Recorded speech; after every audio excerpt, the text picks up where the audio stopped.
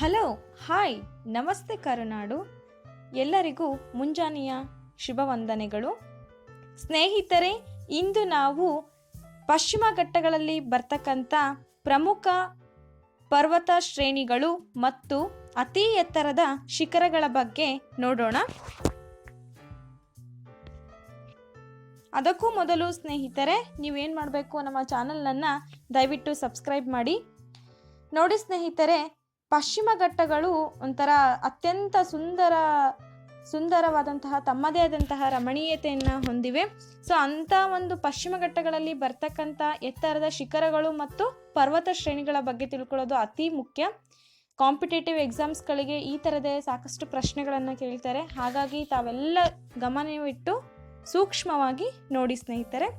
ನೋಡ್ರಿ, ಪಶ್ಚಿಮ ಘಟ್ಟಗಳ ಪರ್ವತ ಶ್ರೇಣಿಯು ದೇಶದ ಪ್ರಮುಖ ಪ್ರವಾಸಿ ತಾಣ ಆಗಿದೆ.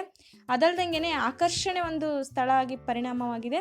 ಮಹಾರಾಷ್ಟ್ರ, ಗೋವಾ ಮತ್ತು ಕರ್ನಾಟಕ ರಾಜ್ಯದ ಸಹ್ಯಾದ್ರಿ ಶ್ರೇಣಿ ಅಂತೇಳಿ ಕರೀತಾರೆ. ಪಶ್ಚಿಮ ಘಟ್ಟದ ಉಪನದಿಗಳು ಅಥವಾ ಪರ್ವತ ಬೆಟ್ಟಗಳು ಅತ್ಯುನ್ನತ ಶಿಖರಗಳನ್ನು ಹೊಂದಿವೆ. ಹಲವಾರು ಪ್ರವಾಸಿಗರನ್ನು ಗುರುತಿಸದ ಮತ್ತು ಸ್ಥಳೀಯ ಪ್ರಾಣಿಗಳು ಪ್ರಮುಖ ಪ್ರವಾಸಿ ಆಕರ್ಷಣೆಗಳಾಗಿವೆ. ಅಂತಂದರೆ ಇಲ್ಲಿ ಸಾಕಷ್ಟು ಪ್ರವಾಸಿಗರನ್ನ ತನ್ನೆಡೆಗೆ ಸೆಳ್ಕೊಳ್ಳೋ ಒಂದು ಕಾರ್ಯದಲ್ಲಿ ಇದು ತೊಡಗಿದೆ. ಯಾಕಂದರೆ ಇಲ್ಲಿ ವೈವಿಧ್ಯಮಯವಾದಂತಹ ಪ್ರಾಣಿಗಳನ್ನು ನಾವು ಕಾಣ್ಬೋದು, ವೈವಿಧ್ಯಮಯವಾದಂತಹ ಸಸ್ಯಗಳನ್ನು ನಾವು ಕಾಣ್ಬೋದು. ಅತೀ ಒಂದು ಸುಂದರವಾದಂತಹ ಬೆಟ್ಟಗಳ ಸಾಲೆ ಪಶ್ಚಿಮ ಘಟ್ಟಗಳ ಸಾಲು ಅಂತ ಹೇಳ್ಬೋದು.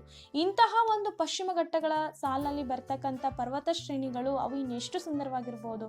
ಅದೇ ರೀತಿಯಾಗಿ ಅಲ್ಲಿರ್ತಕ್ಕಂಥ ಎತ್ತರವಾದಂತಹ ಶಿಖರಗಳು ತಮ್ಮದೇ ಆದಂತಹ ಸೊಬಗಿನಿಂದ ಕೈಬೀಸಿ ಎಲ್ಲರನ್ನ ಕರೀತಾ ಇದೆ.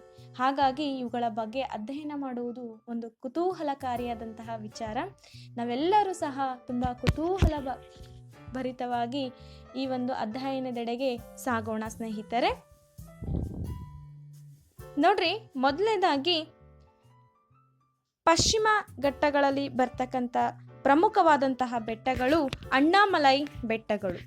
ಈ ಅಣ್ಣಾಮಲೈ ಬೆಟ್ಟಗಳನ್ನು ಎಲಿಫೆಂಟ್ ಹಿಲ್ ಅಂತೇಳಿ ಕರೀತಾರೆ. ಇದು ಎಲ್ಲಿ ಕಂಡು ಬರುತ್ತೆ, ಈ ಬೆಟ್ಟಗಳ ಸಾಲು ಎಲ್ಲಿ ಕಂಡು ಬರುತ್ತೆ ಅಂತಂದರೆ ತಮಿಳುನಾಡು ಮತ್ತು ಕೇರಳ ರಾಜ್ಯಗಳಲ್ಲಿ ಇದನ್ನು ನಾವು ಕಾಣ್ಬೋದು. ಇಲ್ಲಿ ಬರ್ತಕ್ಕಂಥ ಈ ಅಣ್ಣಾಮಲೈ ಬೆಟ್ಟಗಳಲ್ಲಿ ಬರ್ತಕ್ಕಂಥ ಪ್ರಮುಖ ಶಿಖರ, ಅತ್ಯುನ್ನತ ಶಿಖರ ಅಂತಂದರೆ ಅನ್ನಮುಡಿ. ಇದು ಎಲ್ಲಿ ಕಂಡು ಬರುತ್ತೆ ಅಂತಂದರೆ ಕೇರಳದ ಇಡುಕ್ಕಿ ಜಿಲ್ಲೆಯಲ್ಲಿ ನಾವು ಇದನ್ನು ಕಾಣ್ಬೋದು. ಇದು ಕೂಡ ಪಶ್ಚಿಮ ಘಟ್ಟಗಳಲ್ಲಿ ಬರ್ತಕ್ಕಂಥ ಎತ್ತರವಾದಂತಹ ಸಾಕಷ್ಟು ಶಿಖರಗಳನ್ನು ನಾವು ಇಲ್ಲಿ ಕಾಣ್ಬೋದು. ಯಾವುದು ನೋಡಿ ಸ್ನೇಹಿತರೆ, ಎಲಿಫೆಂಟ್ ಹಿಲ್ನಲ್ಲಿ ಬರ್ತಕ್ಕಂಥದ್ದು ಅನ್ನಮುಡಿ ಶಿಖರ. ಅದೇ ರೀತಿಯಾಗಿ ನೀಲಗಿರಿ ಬೆಟ್ಟಗಳು. ನೀಲಗಿರಿ ಬೆಟ್ಟಗಳು ಎಲ್ಲೆಲ್ಲಿ ಕಂಡು ಬರುತ್ತೆ, ಯಾವ್ಯಾವ ರಾಜ್ಯಗಳಲ್ಲಿ ಈ ಒಂದು ಬೆಟ್ಟಗಳ ಸಾಲನ್ನು ನಾವು ವೀಕ್ಷಿಸಬಹುದು ಅಂತಂದರೆ ತಮಿಳುನಾಡು ಮತ್ತು ಕರ್ನಾಟಕ ಹಾಗೇನೆ ಕೇರಳ ರಾಜ್ಯಗಳಲ್ಲಿ ಈ ಒಂದು ನೀಲಗಿರಿ ಬೆಟ್ಟಗಳು ಹರಡ್ಕೊಂಡಿದ್ದಾವೆ. ಇಲ್ಲಿ ಈ ಹೆಸರಿನಿಂದ ನಾವು ಕರಿತಾ ಇದ್ದೀವಿ. ಇವು 2000 ಮೀಟರ್ಗಳಿಗಿಂತ ಎತ್ತರದ 24 ಅತ್ಯುನ್ನತ ಪರ್ವತ ಶಿಖರವನ್ನು ಇಲ್ಲಿ ಒಳಗೊಂಡಿವೆ. ಅತ್ಯಂತ ಸುಂದರವಾದಂತಹ ಕಣ್ಣಿಗೆ ಆಕರ್ಷಣೀಯವಾದಂತಹ ಒಂದು ಸೌಂದರ್ಯದ ಸೊಬಗನ್ನು ನಾವಿಲ್ಲಿ ಕಾಣಬಹುದು ಸ್ನೇಹಿತರೆ. ಇಲ್ಲಿ ಸಾಕಷ್ಟು ಗಿರಿಧಾಮಗಳನ್ನು ಕೂಡ ನಾವು ನೋಡ್ಬೋದು. ಅದೇ ರೀತಿಯಾಗಿ ಇಲ್ಲಿ ಒಂದು ಟ್ರೈನ್ ಇದೆ, ರೈಲ್ವೆ ಇದೆ, ನೀಲಗಿರಿ ಮೌಂಟೇನ್ ಅಂತಕ್ಕಂಥ ರೈಲ್ವೆ.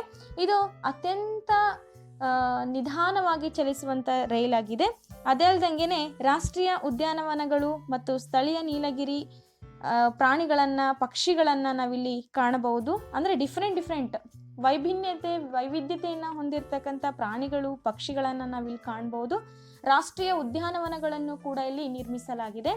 ನೋಡಲು ಅತ್ಯುನ್ನತವಾದಂತಹ ಒಂದು ಕಣ್ಣಿಗೆ ರಮಣೀಯ ದೃಶ್ಯವನ್ನು ಕೊಡುತ್ತದೆ.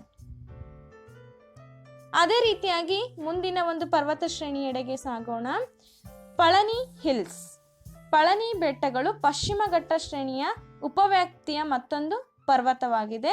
ಇಲ್ಲಿ ಕಂಬಂ ಕಣಿವೆ, ವೈಗೈ ನದಿ ಕಣಿವೆ ಮತ್ತು ಕೊಂಗುನಾಡು ಪ್ರದೇಶಗಳ ನಡುವೆ ಇದನ್ನು ನಾವು ಕಾಣಬಹುದು. ಪಳನಿ ಬೆಟ್ಟಗಳು ಇಲ್ಲಿ ಏನಾಗಿದೆ ಅಂತಂದರೆ ವನ್ಯಜೀವಿ ಅಭಯಾರಣ್ಯ. ಇಲ್ಲಿ ಪಳನಿ ಬೆಟ್ಟಗಳಲ್ಲಿ ವನ್ಯಜೀವಿ ಅಭಯಾರಣ್ಯವನ್ನು ಕೂಡ ನಿರ್ಮಿಸಲಾಗಿದೆ. ಅದನ್ನ ಏನಂತ ಕರೀತಾರೆ ಅಂದ್ರೆ ಪಳನಿ ಬೆಟ್ಟಗಳ ವನ್ಯಜೀವಿ ಅಭಯಾರಣ್ಯ ಅಂತೇಳಿ ಕರೀತಾರೆ. ಇದು ರಾಷ್ಟ್ರೀಯ ಉದ್ಯಾನವನವಾಗಿ ಕೂಡ ನಿರ್ಮಿತವಾಗಿದೆ ಅಂತ ಹೇಳ್ಬೋದು. ಸಾಕಷ್ಟು ಇಲ್ಲಿ ಕೂಡ ರಾಷ್ಟ್ರೀಯ ಉದ್ಯಾನವನಗಳು ಇರೋದನ್ನ ನಾವು ಕಾಣಬಹುದು. ವಿಶೇಷವಾಗಿ ವನ್ಯಜೀವಿ ಅಭಯಾರಣ್ಯ ಇಲ್ಲಿ ಇದೆ. ನಂತರ ಸ್ನೇಹಿತರೆ ಕಂಡುಬರೋದೆ ಏಲಕ್ಕಿ ಬೆಟ್ಟಗಳು.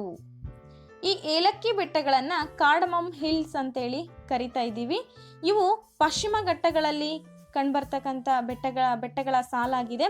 ಇಲ್ಲಿ ಮೆಣಸು ಮತ್ತು ಕಾಫಿ ತೋಟಕ್ಕೆ ಅತ್ಯಂತ ಪ್ರಸಿದ್ಧವಾಗಿರ್ತಕ್ಕಂಥ ಬೆಟ್ಟಗಳು. ಅಂದ್ರೆ ಇಲ್ಲಿ ಹೆಚ್ಚಾಗಿ ಏನ್ ಬೆಳೀತಾರೆ ಅಂತಂದ್ರೆ ಮೆಣಸು ಮತ್ತು ಕಾಫಿ ತೋಟಗಳು ಜಾಸ್ತಿ ಕಂಡು ಬರ್ತವೆ. ಸೊ ಅವು ಅಲ್ಲಿ ಪ್ರಮುಖವಾದಂತಹ ಬೆಳೆ ಅಂತಾನು ಹೇಳ್ಬೋದು. ಮತ್ತು ವಿಶ್ವ ಪರಂಪರೆಯ ಅತ್ಯುನ್ನತ ಒಂದು ಸೌಂದರ್ಯಯುತವಾದಂತಹ ತಾಣ ಅಂತ ಹೇಳಿ ಕೂಡ ಇದು ತನ್ನನ್ನು ತಾನು ಪರಿಗಣಿಸ್ಕೊಂಡಿದೆ. ಏಲಕ್ಕಿ ಬೆಟ್ಟಗಳು ಪರ್ವತಮಯ ಭೂಪ್ರದೇಶ ಮತ್ತು ಆಳವಾದಂತಹ ಕಣಿವೆಗಳನ್ನು ಕೂಡ ಒಳಗೊಂಡಿದೆ. ಇಲ್ಲಿ 3 ಪ್ರಮುಖ ನದಿಗಳು ಹರಿತವೆ. ಅದಲ್ದಂಗೆನೆ ಇಡುಕ್ಕಿ ಅಣೆಕಟ್ಟು ಮತ್ತು ಮುಲ್ಲಪೆರಿಯಾರ್ ಅಣೆಕಟ್ಟಿನ ಒಂದು ನೆಲೆಯಾಗಿದೆ ಅಂತ ಹೇಳ್ಬೋದು. ಇಲ್ಲಿ ಯಾವ್ಯಾವ ಅಣೆಕಟ್ಟಿದಾವೆ ಅಂತಂದ್ರೆ ಪ್ರಮುಖವಾಗಿ ಇಡುಕ್ಕಿ ಅಣೆಕಟ್ಟನ್ನು ನಿರ್ಮಿಸಲಾಗಿದೆ. ನಂತರ ಮುಲ್ಲಪೆರಿಯಾರ್ ಅಂತಕ್ಕಂಥ ಅಣೆಕಟ್ಟು ಕೂಡ ಇಲ್ಲಿ ನಾವು ಕಾಣ್ಬೋದು. ಇದು ಯಾವ ಬೆಟ್ಟ ಹಾಗಾದ್ರೆ ಏಲಕ್ಕಿ ಬೆಟ್ಟಗಳ ಸಾಲು. ನಂತರದಲ್ಲಿ ಬರ್ತಕ್ಕಂಥ ಬೆಟ್ಟಗಳ ಸಾಲೆ ಬಿಳಿಗಿರಿ ರಂಗನ ಬೆಟ್ಟಗಳು. ಬಿಳಿಗಿರಿ ರಂಗನ ಬೆಟ್ಟಗಳು ಅಂತಂದ್ರೆ ಇವು ಕೂಡ ಪಶ್ಚಿಮ ಘಟ್ಟಗಳಲ್ಲಿ ಕಂಡು ಬರ್ತಕ್ಕಂಥ ಅತ್ಯುನ್ನತ ಪರ್ವತ ಶ್ರೇಣಿಗಳು, ಪರ್ವತ ಸಾಲುಗಳು ಅಂತ ಹೇಳ್ಬೋದು.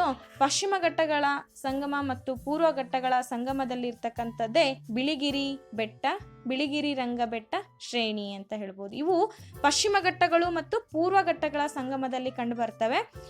ಇಲ್ಲಿ ಇರ್ತಕ್ಕಂಥ ಪ್ರಮುಖ ಒಂದು ಪರ್ವತ ಶ್ರೇಣಿ.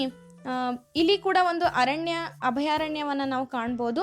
BRT ವನ್ಯಜೀವಿ ಅಭಯಾರಣ್ಯವನ್ನ ನಾವಿಲ್ಲಿ ಕಾಣ್ಬೋದು. ಮತ್ತು ಇಲ್ಲಿ ಒಂದು ದೇವಸ್ಥಾನ ಕೂಡ ಪ್ರಸಿದ್ಧವಾಗಿದೆ. ಬಿಳಿಗಿರಿ ರಂಗಸ್ವಾಮಿ ದೇವಸ್ಥಾನ ಕೂಡ ಪ್ರಸಿದ್ಧ. ಅದೇ ರೀತಿಯಾಗಿ ಈ BRT ವನ್ಯಜೀವಿ ಅಭಯಾರಣ್ಯವನ್ನ ಬಿಳಿಗಿರಿ ರಂಗಸ್ವಾಮಿ ದೇವಸ್ಥಾನ ವನ್ಯಜೀವಿ ಅಭಯಾರಣ್ಯ ಅಂತೇಳಿ ನಾವು ಕರಿತಾ ಇದ್ದೀವಿ. ಇಲ್ಲಿ ವಿಶೇಷವಾದಂತಹ ಯಾವ ಪ್ರಾಣಿಗಳು ಕಂಡು ಬರ್ತವೆ ಅಂತಂದ್ರೆ ಇಲ್ಲಿ ಕಾಡು ಆನೆಗಳ ಹಿಂಡನ್ನ ನಾವು ವಿಶೇಷವಾಗಿ ಗಮನಿಸಬಹುದು. ಅದರ ಹಿಂಡು ಹೆಚ್ಚಾಗಿರುತ್ತೆ ಇಲ್ಲಿ. ಹಾಗಾದ್ರೆ ಸ್ನೇಹಿತರೆ ಮುಂದಿನ ಮಾಹಿತಿಯೆಡೆಗೆ ಸಾಗೋಣ. ನೆಕ್ಸ್ಟ್ ಬರ್ತಕ್ಕಂಥದ್ದು ಅಣ್ಣಾಮುಡಿ ಪೀಕ್ ಅಂತ ಹೇಳ್ಬಿಟ್ಟು, ಇದನ್ನ ಅಣ್ಣಾಮುಡಿ ಅಥವಾ ಎಲಿಫೆಂಟ್ ಹೆಡ್ ಅಂತೇಳಿ ಕರಿತಾ ಇದ್ದೀವಿ. ಇದು ಪಶ್ಚಿಮ ಘಟ್ಟಗಳ ಅತ್ಯಂತ ಎತ್ತರವಾದಂತಹ ಶಿಖರವಾಗಿದೆ. ದಕ್ಷಿಣ ಭಾರತದ ಅತಿ ಎತ್ತರವಾದಂತಹ ಸ್ಥಳ ಆಗಿದೆ ಅಂತ ಹೇಳ್ಬೋದು. ಇದು ಎಲ್ಲಿ ನಾವು ನೋಡ್ತಾ ಇದ್ದೀವಿ ಅಂತಂದ್ರೆ ಹಿಮಾಲಯ ಕಾರಕೋರಂ ಪರ್ವತ ಶ್ರೇಣಿಯ ವ್ಯಾಪ್ತಿಯ ಹೊರಗೆ ಇದು ಬರ್ತಕ್ಕಂಥದ್ದು. ಭಾರತದಲ್ಲಿನ ಅತ್ಯುನ್ನತ ಪರ್ವತ ಶಿಖರ ಆಗಿದೆ ಅಂತ ಹೇಳ್ತಾ ಇದ್ದೀವಿ. ಇದರ ಒಂದು ಎತ್ತರ ಎಷ್ಟಿದೆ ಅಂತಂದ್ರೆ 2695 ಮೀಟರ್ಗಳಷ್ಟು ಎತ್ತರ ಇದೆ. ಆಳ ಎಷ್ಟಿದೆ ಅಂತಂದ್ರೆ 8842 ಅಡಿ ಆಳ ಇದೆ ಅಂತ ಹೇಳ್ಬೋದು. ಇದು ಇಲ್ಲಿ ಕೂಡ ಒಂದು ಯರಾವಿಕುಲಂ ಅಂತಕ್ಕಂಥ ರಾಷ್ಟ್ರೀಯ ಉದ್ಯಾನವನವನ್ನ ನಾವು ಕಾಣ್ಬೋದು. ಇದು ಇರೋದು ಎಲ್ಲಿ ಕಂಡು ಬರುತ್ತೆ ಅಂದ್ರೆ ಕಾರ್ಡಮಮ್ ಹಿಲ್ಸ್ ಅಂದ್ರೆ ಏಲಕ್ಕಿ ಬೆಟ್ಟಗಳ ಸಾಲಿನಲ್ಲಿ ಇದು ಕಂಡು ಬರುತ್ತೆ. ಅದೇ ರೀತಿಯಾಗಿ ಮುಂದಿನ ಒಂದು ಪೀಕ್ ಕಡೆ ನಾವು ಗಮನ ಕೊಡೋಣ. ಮೀಸಪುಲಿಮಾಲಾ ಪೀಕ್ ಅಂತ ಹೇಳ್ಬಿಟ್ಟು ಇದು ಕೂಡ ಅತ್ಯಂತ ಪ್ರಮುಖವಾದಂತಹ ಒಂದು ಪರ್ವತ ಶ್ರೇಣಿಯಾಗಿದೆ. ನೋಡಿ ಸ್ನೇಹಿತರೆ, ಕೇರಳದ ಇಡುಕ್ಕಿ ಜಿಲ್ಲೆಯ ಪಶ್ಚಿಮ ಘಟ್ಟಗಳಲ್ಲಿ ಇದು ಕಂಡು ಬರುತ್ತೆ. ಅಂದ್ರೆ ಕೇರಳದ ಇಡುಕ್ಕಿ ಜಿಲ್ಲೆ ಅತ್ಯಂತ ಪ್ರಸಿದ್ಧವಾದಂತಹ ಒಂದು ಪರ್ವತ ಶ್ರೇಣಿಗಳ ಒಂದು ಸಾಲನ್ನೇ ಹೊಂದಿದೆ ಅಂತ ಹೇಳ್ಬೋದು. ಅದೇ ರೀತಿಯಾಗಿ ಇದು ಎಷ್ಟು ಎತ್ತರ ಇದೆ ಅಂತಂದ್ರೆ ಸುಮಾರು 2640 ಮೀಟರ್ನಷ್ಟು ಇದು ಎತ್ತರ ಇದೆ. ಅದೇ ರೀತಿಯಾಗಿ 8661 ಅಡಿ ಆಳ ಇದೆ. ಇದು 2ನೇ ಅತಿ ಎತ್ತರವಾದಂತಹ ಶಿಖರ ಅನ್ನೋ ಒಂದು ಹೆಗ್ಗಳಿಕೆಗೆ ಪಾತ್ರವಾಗಿದೆ. ಅಂದ್ರೆ ಪಶ್ಚಿಮ ಘಟ್ಟಗಳಲ್ಲಿ ಬರ್ತಕ್ಕಂಥ 2ನೇ ಅತಿ ಎತ್ತರದ ಶಿಖರ ಅಂತ ಹೇಳ್ಬೋದು.